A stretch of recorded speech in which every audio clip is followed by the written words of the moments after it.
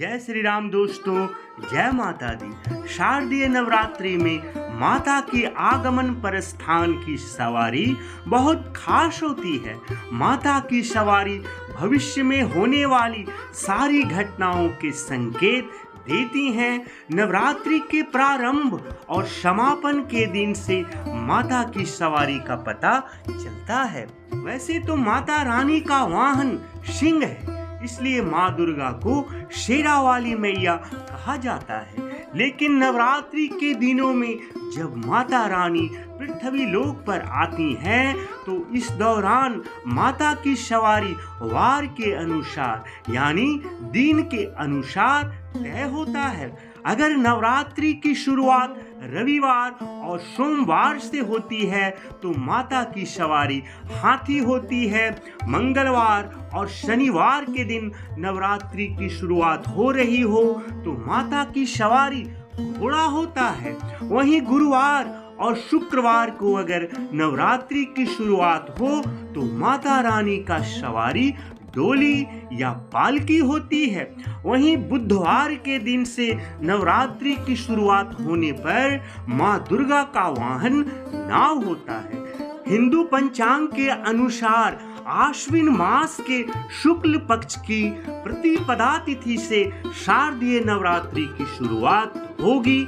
इस वर्ष 3 अक्टूबर 2024 दिन गुरुवार से शारदीय नवरात्र प्रारंभ होने जा रही है और इसका समापन 11 अक्टूबर बुधवार के दिन नवमी पर होगा।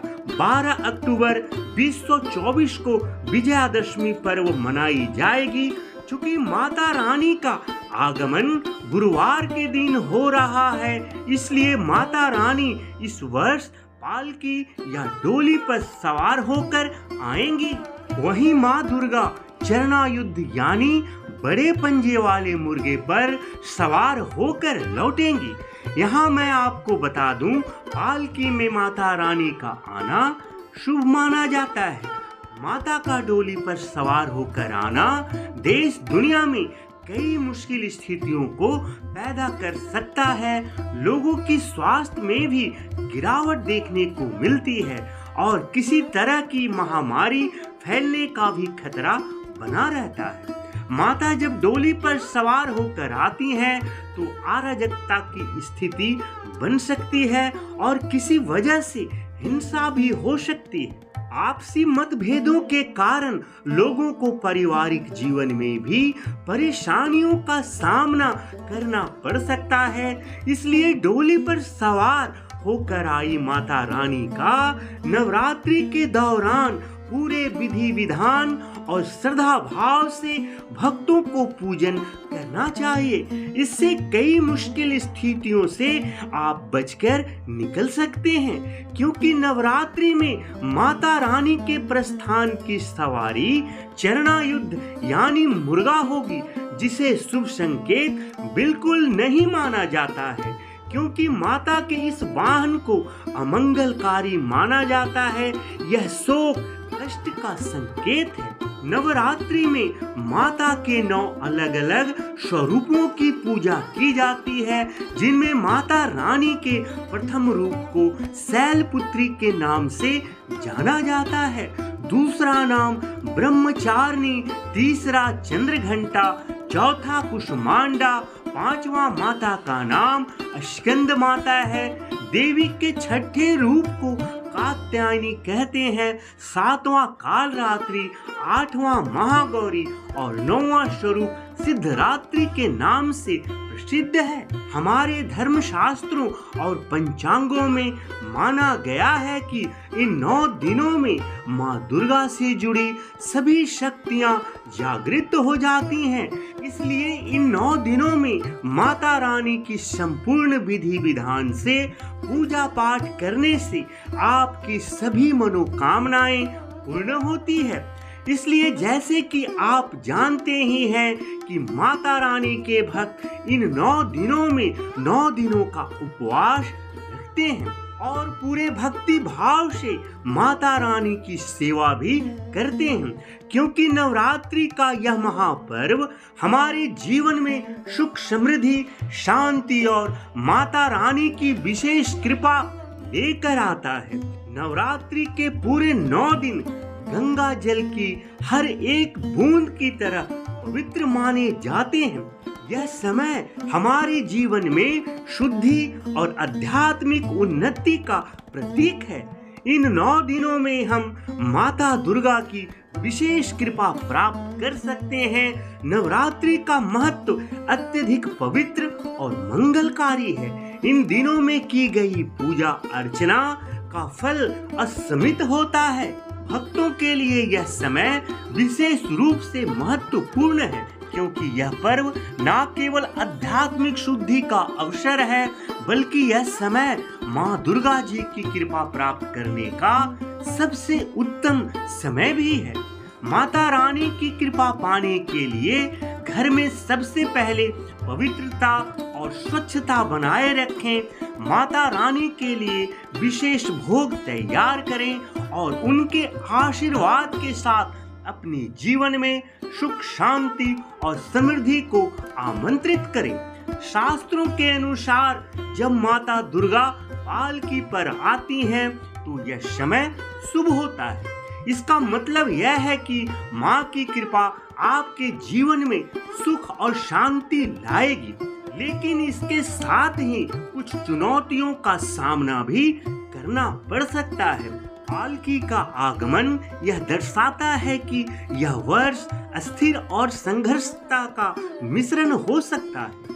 हालांकि अगर आप नवरात्रि के दौरान सच्चे मन से पूजा करेंगे और माँ की आराधना करेंगे तो यह चुनौतियाँ आपके जीवन में बाधा नहीं बनेगी, बल्कि यह समय आपके लिए एक नई शुरुआत का संकेत हो सकता है। पालकी का धार्मिक महत्व यह है कि यह शांति और समृद्धि लाने वाली होती है, लेकिन साथ ही साथ यह समय आंशिक रूप से महामारी और बीमारी का संकेत भी हो सकता है। भक्तों, पालकी का आगमन हमें इस बात की ओर भी इशारा करता है कि हमें अपने स्वास्थ्य का भी ध्यान रखना चाहिए और सतर्क रहना चाहिए। इस समय नकारात्मकता से दूर रहकर सकारात्मक ऊर्जा के साथ माता रानी की पूजा करना आपके जीवन में सुख शांति लाने का काम करेगा। इसलिए इन 9 दिनों में आप एक साधक की तरह माँ की आराधना करें। मेरे कहने का अर्थ है आप पूरे भक्ति भाव और सच्चे मन से माता रानी की सेवा करें। नवरात्रि में धर्म की अधर्म पर और सत्य की असत्य पर जीत का प्रतीक माना जाता है। इस अवधि में पूजा पाठ के साथ ही साथ दान पुण्य के कार्य भी करने चाहिए। इससे माता रानी प्रसन्न होती है। अगर आप नवरात्रि में अखंड दीपक जला रहे हैं तो इसका 9 दिनों तक पूरा ध्यान रखें। इस दौरान अखंड दीपक की बत्ती की लौ या ज्योति ऊपर की ओर उठनी चाहिए। नवरात्रि में माता रानी को लाल रोली, लाल चुनरी, लाल सिंदूर, लाल पुष्प माता को चढ़ाएं। इस दौरान कलश की स्थापना भी जरूर करें। इससे देवी माँ प्रसन्न होती है। धार्मिक मान्यताओं के अनुसार कलश को ब्रह्मा, विष्णु, महेश और मातृगण का निवास बताया गया है।